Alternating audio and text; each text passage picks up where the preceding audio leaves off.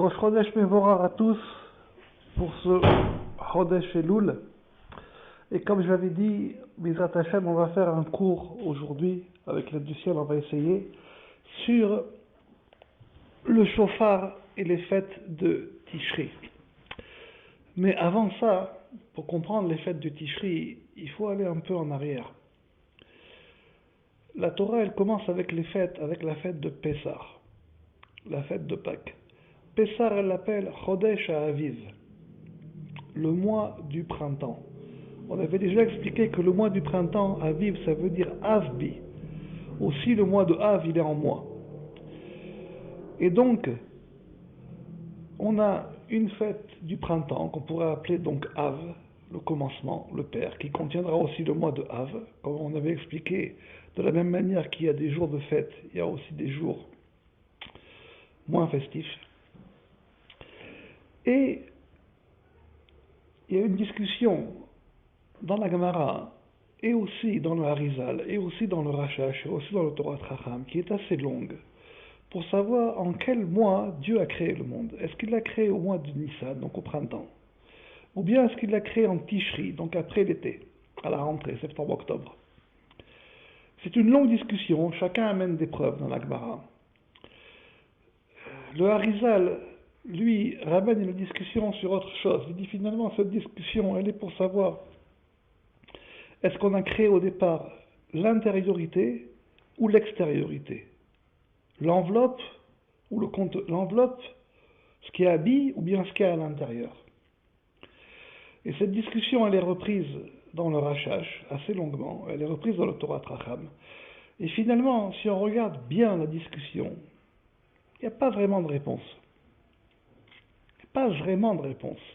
Il y a plus un éclaircissement, un approfondissement qu'une réponse claire. En réalité, il n'y a pas vraiment de réponse parce que les deux ont été créés en même temps. Si vous prenez le premier mot de la Torah, Bereshit, vous avez à l'intérieur le mot de Av et de Tishri, les deux mois ensemble. La bonne question qu'il y a à se poser, c'est pourquoi est-ce qu'il y a un ordre des mois et un ordre de l'année. Vous savez, en hébreu, l'ordre des mois ne tourne pas comme l'ordre de l'année. Il y a 6 mois de décalage. La réponse, c'est que 6 mois, en hébreu 6, c'est un vav. Vav, c'est une lettre qui montre le chemin. Donc il a fallu tracer un chemin 6 mois avant pour pouvoir y arriver. Et vous savez qu'en hébreu, la lettre vav, il y a vav haïpour, vav achibour, vav haïpour. Il y a le vav qui fait la conjonction, qu'on pourrait traduire par le mot et en français. Mais il y a aussi le vav qui permet de passer du présent au futur et du futur au présent. Il permet de sauter. C'est ce qu'on appelle une harmonique sur la corde d'argent qui est notre âme. Elle permet de nous sauter dans le temps, d'aller et de revenir. Et donc ces deux choses étaient nécessaires. Pourquoi est-ce que je vous dis ça? Parce que ça va dans l'axe de Rosh Hashanah. Pour Rosh Hashanah, la Torah, elle ne s'est pas exprimée longuement, c'est juste une phrase. Ce mois-ci sera pour vous un mois de sonnerie. Yom Teruah Yelachem. Ici, le mot Teruah, on le traduit par sonnerie, c'est ce que ça veut dire. Et la Gemara dans Masechet Brachot, dans Masechet Rosh Hashanah, elle va essayer d'expliquer ces sonneries vers la fin de la Masechet Rosh Hashanah. Et Rav Abahu, il va faire une Gzera Shava, c'est-à-dire il va déduire d'un endroit à un autre endroit. Ça aussi, c'est une harmonique. Du début à la fin du début. Que le début de chaque sonnerie doit être comme la fin de chaque sonnerie. Et sur ça, dans la Gemara, tout le monde est d'accord avec lui. Il n'y a pas de discussion. On accepte ces dires. Ce qui sort de là, c'est que le début et la fin, finalement, sont sur le même axe.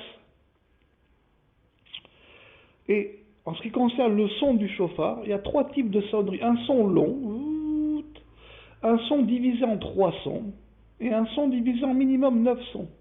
Donc 3 types de sons. Et à chaque fois, de chaque groupe de sons qu'on va sonner à Rosh Hashanah, le début et la fin sont égaux. Ce qui change, c'est le milieu. Alors, on avait déjà expliqué l'an dernier. Pourquoi? Parce que c'est là pour redresser ce qui n'est pas droit. Un son long, elle montre un chemin. Le premier, la première rive du fleuve. L'autre son long de la fin, il montre l'autre rive du fleuve, et au milieu, il y a ce qu'il peut y avoir. Donc le son du chauffard, il est là pour les yacher, machéeno yachar. Rendre droit ce qui n'est pas droit. Et Bezrat Hashem, on va essayer d'expliquer ça un peu plus longuement.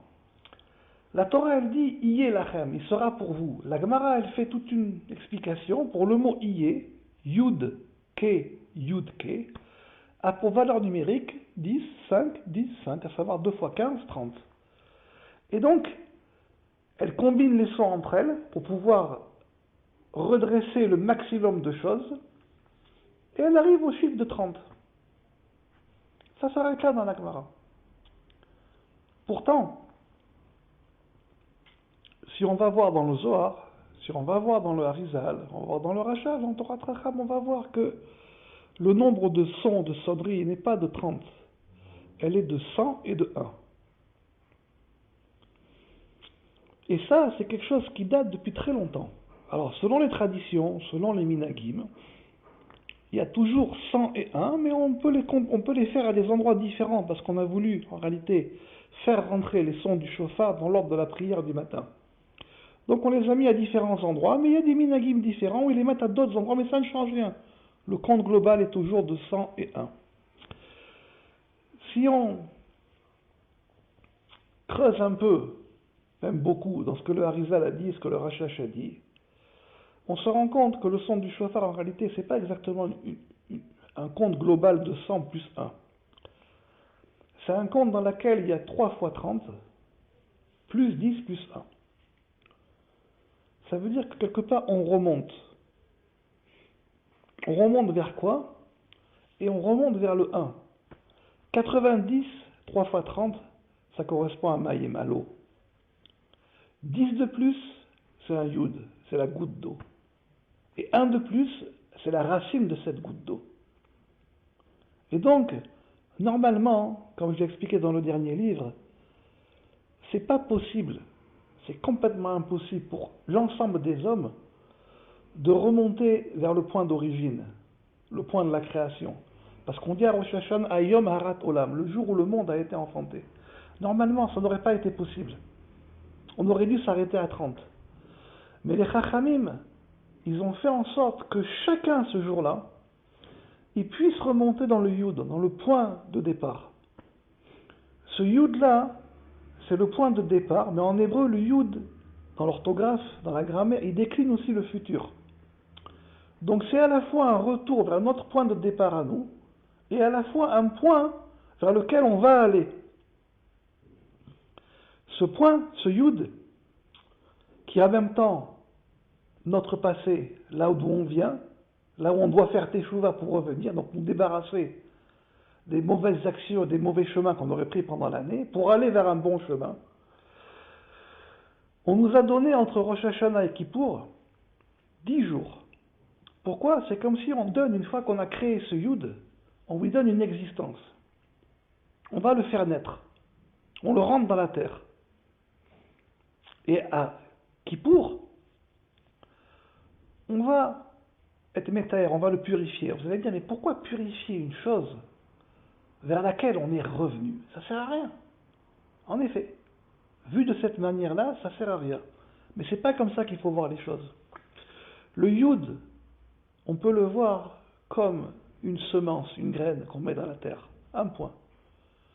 Et pour que ça puisse grandir, il faut l'abreuver. Alors on va lui mettre de l'eau. C'est ça qui a marqué en ce jour-là, Hachem dit, c'est moi qui vous purifie. Les eaux, elles purifient si on les regarde juste d'un seul côté. Si on les regarde d'un autre côté, c'est-à-dire non pas ce qu'elles nous ont fait, mais ce qu'on nous on va en faire avec, alors à ce moment-là, elles servent à grandir. Elles servent à avancer. Et ce Yud-là, entre Rosh Hashanah et Kippour, 10 jours qui correspondent à ce Yud, et les Chachamim ont voulu en faire en sorte que, comme ce Yud-là, on veut qu'on soit en résonance, nous, avec lui, tous les jours de l'année, alors tous les matins dans notre prière, on va dire 10 fois Alléluia.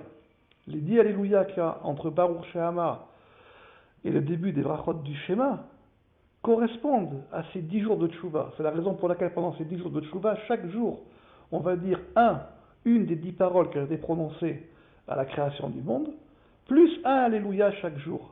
Et à ce moment-là, chaque matin de l'année, on rentrera en résonance avec ce Yud. Et ce Yud-là, Yom Kippour, il reçoit son eau. Alors il y a des gens qui s'arrêtent là. Ils disent, ça y est, c'est bon, j'ai été purifié, stop. Mais il y a des gens qui voient ça comme pour aller de l'avant. C'est pas une fin en soi, c'est un début. Entre Kippour et Sukkot, il y a 5 jours. Ça correspond à un et. C'est ça ce mot, Iye, il sera pour vous. Il y a 2 fois Yudke. Et après, c'est une préparation à rentrer dans le et qui va être pour nous une maison faite avec des déchets végétaux qui ne reçoivent pas l'impureté. On va faire rentrer ce Yud dans le et. C'est pour ça qu'il y a marqué ce jour-là, Iye, il sera pour vous. C'est ça Sukkot. Donc de là on voit que le jour de Rosh Hashanah, c'est le point de commencement de toute chose. Et il va s'épancher jusqu'à Sukkot. Et dans Sukkot, ce Yud-là, il rentre dans le et. Et à ce moment-là,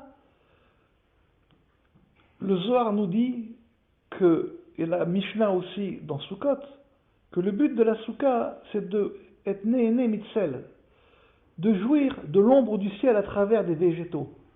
Comme si il y avait une lumière qu'on pouvait capter qu'à travers une ombre. On a déjà expliqué que l'homme, il est fait Metzelem Elohim du tsel, donc de l'ombre du même. Et le hadbash du même, quand on le retourne dans le miroir, c'est un yud. Et donc dans Sukkot, on va prendre ces 7 lumières différentes, ces 7 ombres différentes qu'on va pouvoir recevoir. Et à Shmini Atzeret, ce sera la 8e ombre. Il y a une discussion dans ma Masechet Sukkot avec Rabbi Eliezer. Rabbi Eliezer dit ce qu'on a raté à Sukkot, on peut le faire à Shmini Atzeret. Et les Chachamim, ils ne sont pas d'accord. Ils disent non, Shmini Atzeret, il n'y a plus de Soukha. Mais en réalité, les deux ne parlent pas sur le même niveau. Rabbi Eliezer, il parle d'un autre niveau, du nombre supérieur. Et les Chachamim, ils parlent de la manière de faire. C'est une chose aussi qu'on a expliquée dans plusieurs livres. Et donc, à ce moment-là, quand ce Yud il aura pris l'ensemble des 8 lumières, il pourra continuer son chemin et continuer à grandir. Pourquoi? Parce que le son du shofar, le kol en hébreu, kouf lamed, le son, quand on le regarde dans le miroir en hadbash, ça donne le mot de kad, 24. Comme les 24 chuliot, les 24 vertèbres de la colonne vertébrale de l'homme qui ont une indépendance. Donc ce son, il rentre en nous, kol, et il nous accompagne toute l'année, il nous permet d'être en résonance avec les différentes choses qu'on va faire dans l'année. Et il nous guide partout. Il y a marqué Ashrei Aham Yodhe Teroua, heureux le peuple qui connaît le son. Hachem, Beor Panecha Ya'alechun, Hachem, à la lumière de ta face, ils iront. Ce qui veut dire que le son, il se transforme en lumière. Et donc il rentre en nous. Il y a une lumière qui réside en nous. Parce qu'en hébreu, le mot son, c'est kol, et le mot malédiction, c'est kalel. On a doublé le lamed, ça vient du kol. Le fait qu'il y ait une bracha ou une klala, tout dépend du kol. Kalel, ça vient du mot kol, on a rajouté un lamed. La racine de la malédiction vient du son. C'est la raison pour laquelle les chachamim nous disent, tout est dans les mains de celui qui va sonner. Donc il ne faut pas donner un sonnet à n'importe qui. Il y a quelques années, il y a 2 ou 3 ans, il y a 2 personnes qui sont venues vers moi. Ils m'ont demandé une bracha parce qu'ils voulaient être Baal Tokia, ils voulaient sonner du sofa à Rosh Hashanah. Et je leur ai dit non, je ne vous donne pas ma bracha, je vous donne ma bracha pour une chose. Ils m'ont dit laquelle? Pour que vous ne soyez pas Baal Tokia. On dit mais pourquoi? Je leur ai dit vous ne pouvez pas sonner pour arranger la vie des autres si la vôtre elle n'est déjà pas arrangée. Ils m'ont dit bon on est shomer mitzvot. Je dis mais je ne discute pas de ça. Je dis je vous connais, votre vie n'est pas arrangée, vous ne pouvez pas sonner du chauffard. Le son du chauffard, pour que ce soit quelqu'un qui soit versé dans l'étude, Yomam Valayla, mais surtout qu'il soit le plus droit possible. Et ça, c'est pas évident. C'est la raison pour laquelle les Chachamim nous disent que pour celui qui prend, et qui achar, qui a étudié les kavanot, qui connaît la chose, et dans le pshat, et dans le sod, dans tout, rien que pour sonner à Rosh Hashanah, on peut lui donner sa parnassa pour toute l'année. Pourquoi? Parce que c'est ce son qui va nous guider pendant toute l'année. C'est lui qui va faire qu'on est en résonance pendant toute l'année. Et ensuite, une autre chose que je voulais vous dire, c'est que pendant Sukkot, grâce aux 4 espèces dans toutes les directions, on va ouvrir toutes les portes de l'année pour que ce Yud puisse se réaliser dans toutes les directions, dans les 6 directions. On va faire les anonymes 3 fois dans chaque direction, si pas 3, 18. Ça correspond à la prière qu'on fait tous les jours, mais cette fois-ci, elle n'est pas pour la Hamida, elle est pour l'ensemble du monde. Et donc, ce Yud doit pouvoir voyager ensuite dans toutes les directions. C'est ça, la fête de Sukkot, qui est la prolongation de ce qui a été commencé à Rosh Hashanah. Je vais continuer en vous disant, à Rosh Hashanah, la mitzvah, donc, c'est de sonner avec une corne. Un son d'une corne de bélier de préférence. C'est le mot shofar. À Kippour, on est mechaper, c'est le mot chafer. Si on regarde les deux, dans les deux, il y a le mot par. C'est quoi par? C'est l'homme qui a été fait de afar mina adama, de la poussière de la terre. C'est les deux dernières lettres, par. Simplement, le Zohar nous dit, dans plusieurs endroits, et dans la Hydra Rabbah, et le Harizal nous le ramène, le Rashash nous le ramène, le Torah Tracham nous le ramène, qu'il existe dans l'homme 2 endroits à réparer, 2 rigueurs. Le Yesod, l'organe sexuel, et le cœur. 2 centres. Le Yesod correspond au par, et le cœur correspond à d'autres rigueurs qui s'appellent les chars dinim. Il y a les par et les chars. Il y a 2 endroits. Si on regarde le mot char dans le miroir, Be'ad Bash, il donne le mot cœur, lève. Et donc à Kippour, on va arranger un shin et un par. Pardon, à Rosh Hashanah, on va arranger un shin et un par. À Kippour, on va arranger un chaf et un par. Ça va donner char. Tout ça pour arranger les rigueurs du cœur. Et pendant les 7 jours de Sukkot plus Shmini Atzeret, ça fait 8, on obtient le mot shin plus ret plus raf, chosher. Donc finalement, tout le cycle des fêtes n'est là que pour éclairer le chosher, l'obscurité, comme Hachem a dit, et la nuit il appela obscurité et le jour il appela lumière. Donc l'ensemble de ces fêtes, c'est pour arranger le chosher. Alors le chosher, l'obscurité, il y a 2 manières de le voir. On peut la voir par rapport à la faute du premier homme, que la femme a apporté l'obscurité dans le monde. Et là, Hachem a puni l'homme parce qu'il dit, tu as écouté la voix Kol et Ishtecha, la voix de ta femme. Donc à Rosh Hashanah, on va arranger cette voix, le Kol, Ishtecha, c'est Et Shar, le Shar, les rigueurs du cœur. De là on le voit, parce qu'il a écouté malheureusement la voix de sa femme. Et donc, c'est ça qu'on va arranger. Alors la vérité, les fêtes auraient pu exister sans la faute du premier homme. Si elles avaient existé sans la faute du premier homme, alors on les verrait uniquement comme je viens de vous dire. On verrait Iye, Yom Teruah Iye Lachem. Tout ça, c'est juste un mot dans la Torah, Iye Lachem. Ce sera Iye, 2 fois Yudke. Quand la Torah elle a employé ce mot, elle a expliqué l'ensemble des fêtes du début jusqu'à sa fin. Et tout dépend du point de commencement. Ce qu'on pourrait appeler finalement le point de départ. Et en même temps le point d'ancrage. Car le Yud, c'est un point de retour dans le chauffard, mais c'est aussi un point d'aller.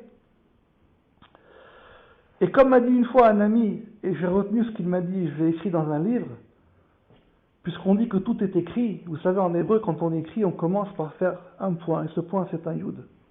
C'est avec ce Yud qu'on va écrire notre vie, dans le Sefer. Le livre de la vie, il s'écrit avec ce point. C'est avec ça que tout va s'écrire. Et c'est avec ça qu'on va pouvoir avancer. Si, je terminerai avec ça, si vous faites attention à ce que je viens de vous dire, on a 2 fois par pour un seul char. Shofar, chaper. 2 parts pour un char. Vous allez me dire, c'est pas normal ça. Pourquoi est-ce qu'on a 2 parts pour un char? Si vous regardez la nature, Le mot par, quand vous le regardez dans le miroir, il donnera la valeur du mot rosé. Et donc, si vous faites attention à cela, vous allez avoir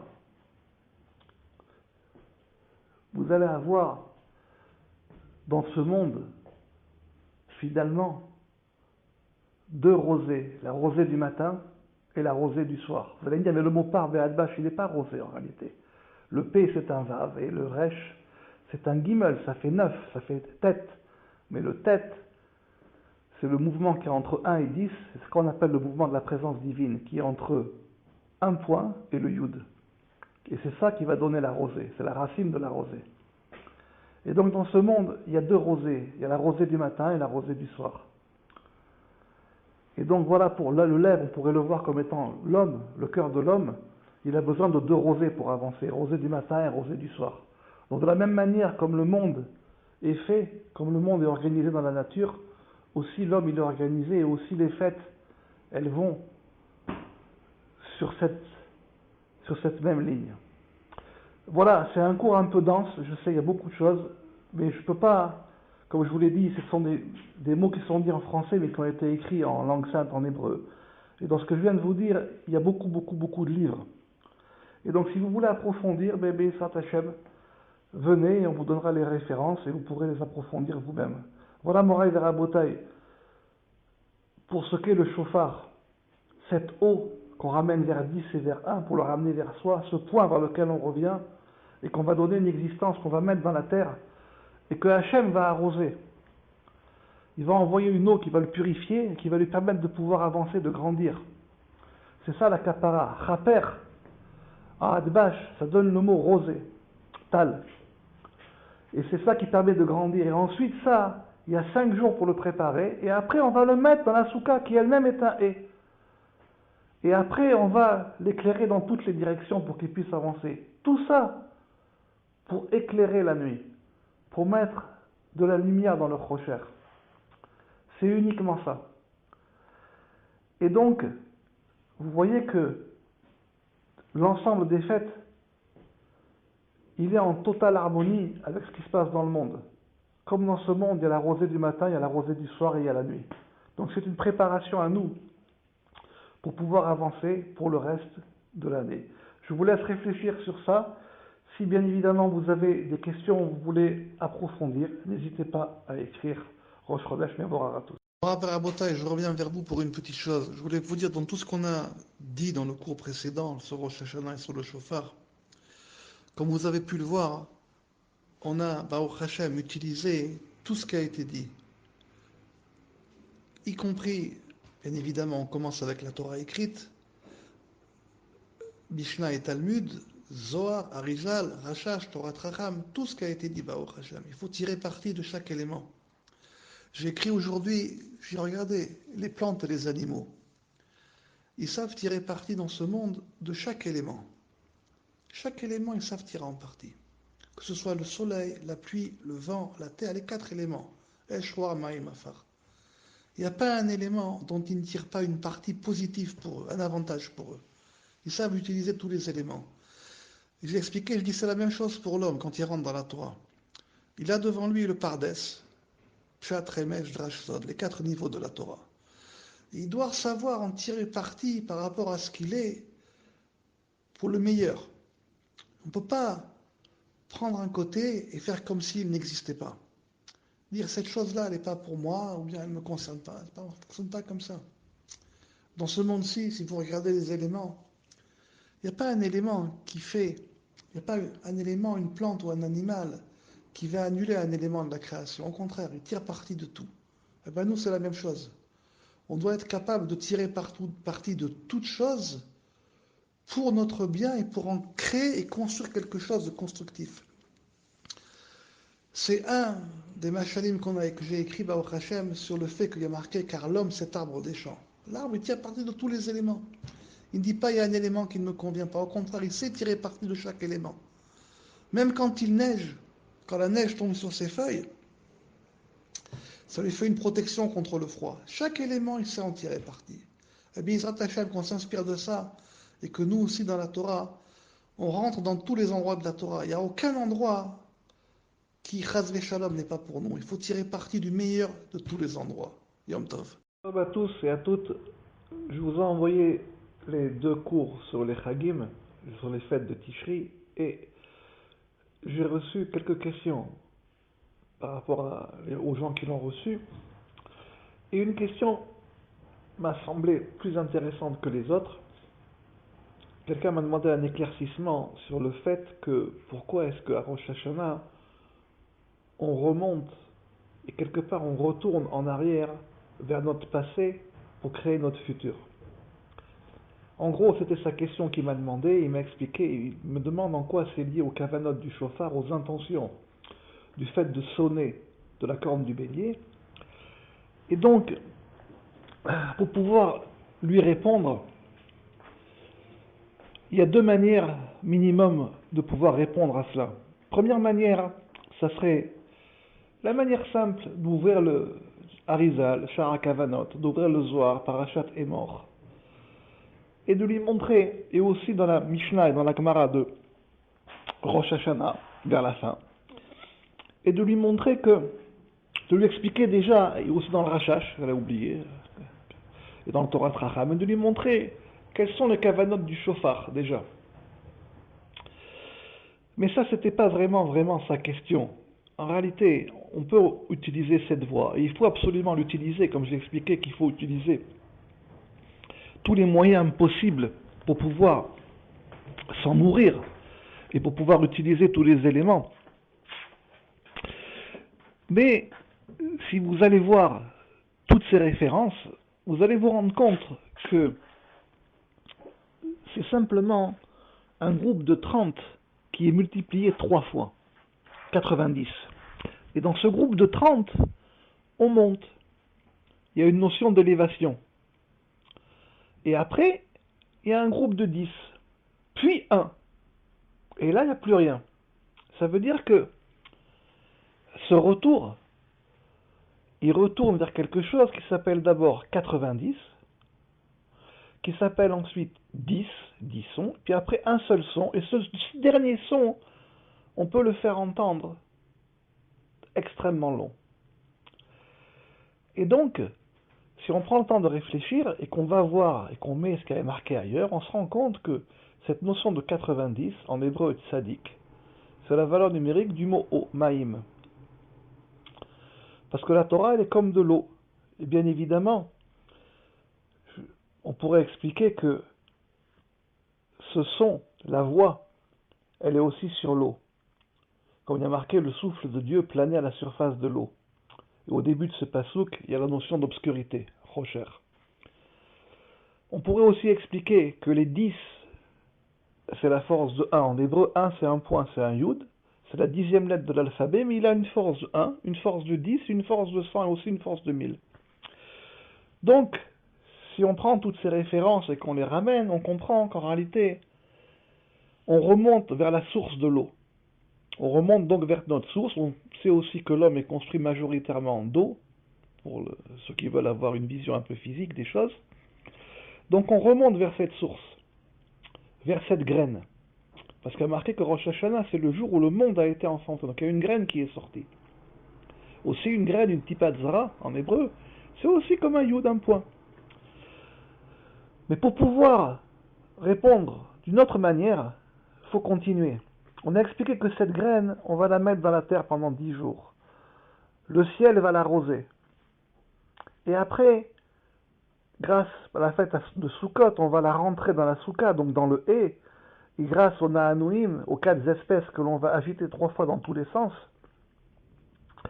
3 fois 6, 18, qui correspond finalement à la Tefilatra et à la Hamida que l'on fait, mais cette fois-ci c'est la Hamida pour le monde, dans lequel on va être Mamshir la Bracha, on va ouvrir toutes les voies pour que la Bracha, l'eau puisse descendre et aussi le vent puisse venir et faire germer cette graine.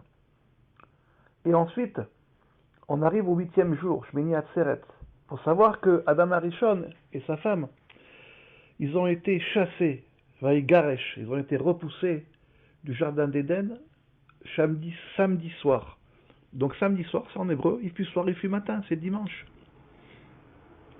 Et donc, cela correspond au 8e jour de la création du monde. C'est la raison pour laquelle la fête de Shmini Atzeret, Veyom Hashemini, le 8e jour, c'est 8, 8, 8. Mesure pour mesure. On a été chassé un 8, et la dernière fête est un 8. Donc on revient. Rashi ramène sur cette fête de Shmini Atzeret un midrash qui dit que Hachem dit « C'est difficile pour moi de me séparer de vous ».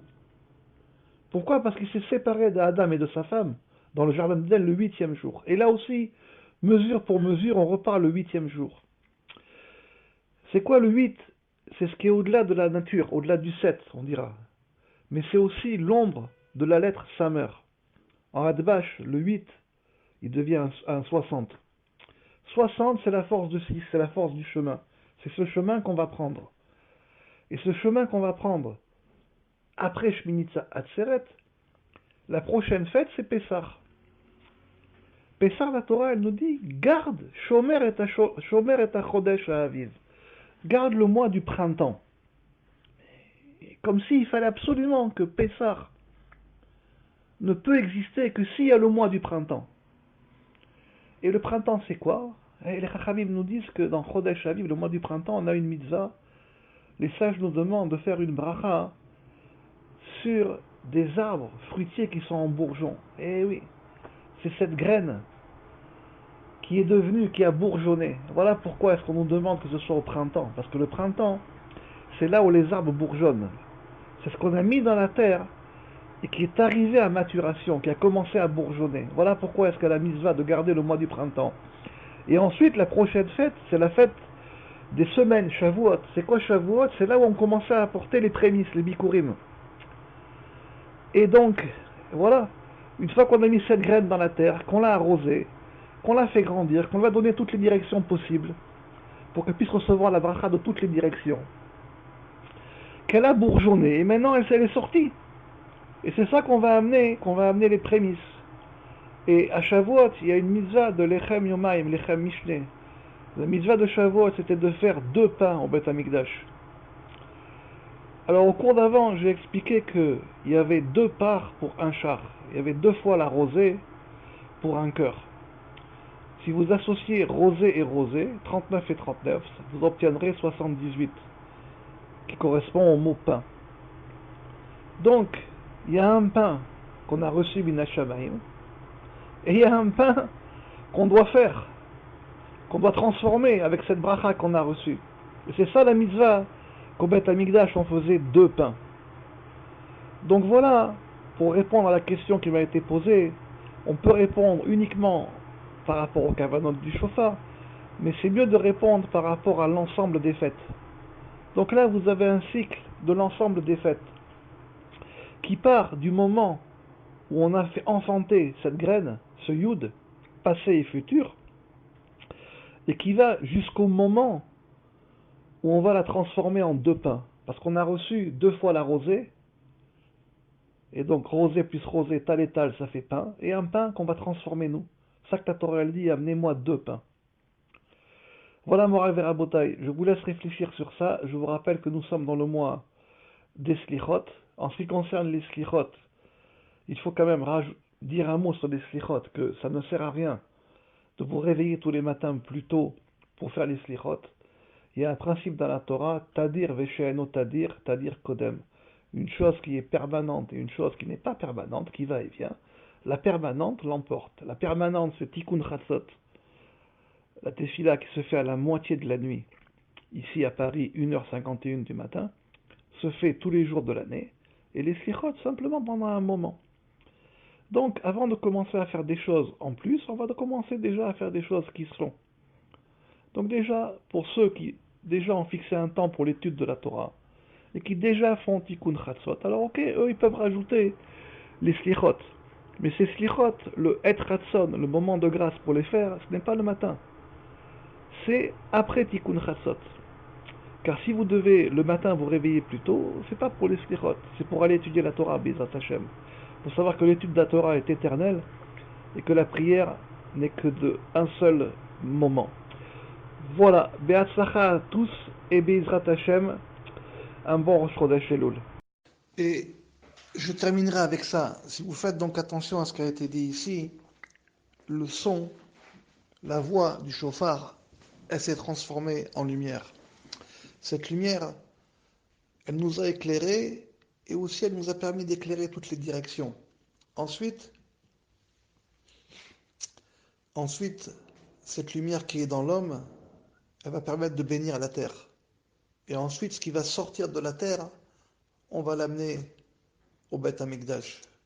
Voilà le cycle. Voilà comment ça fonctionne. Et ça a été marqué dès Manassé Bereshit. Que Dieu, il a béni l'homme, et en bénissant l'homme, il a aussi béni la terre. Et donc, de là, on voit qu'il y a un mouvement qui vient du son, qui pourrait correspondre finalement à la parole, qui rentre dans l'homme, qui éclaire l'homme. L'homme s'en sert pour éclairer différentes parties, différents chemins, grâce à Sukkot. On a Anonim, où il va aller. Et à partir de là, la terre est bénie. Et comme la terre est bénie, il va sortir quelque chose de la terre qui pourra amener en offrande au Beth Amikdash. Et on va terminer avec ça. De là, on voit que l'important, c'est là où on va, pas là où on vient. Bien qu'en réalité, ça a aussi une importance de là où on vient, parce que là, ici, on commence par l'intention du chauffard. Mais le Icar, c'est là où on va, ce qu'on va en faire après. C'est la raison pour laquelle, comme je vous l'avais dit dans un autre cours, l'essentiel, ce qui sort de la terre, c'est la différence qu'il va y avoir entre Caïn et Havel. Caïn va apporter un sacrifice uniquement des produits de la terre. Mais Havel, il a compris que l'essentiel de la terre, même ça, c'est de l'élever. C'est de l'élever donc au niveau animal, ce qui va transformer la terre, ce qui est plus riche. Et voilà pourquoi le korban de Havel, le sacrifice d'Havel, il a été agréé. Parce qu'il a compris que l'essentiel, c'est pas d'où on vient. L'essentiel, c'est où on va. Voilà pourquoi est-ce que les sacrifices au temple, les Hashem bientôt, ce sera aussi avec des animaux. Yom Tov.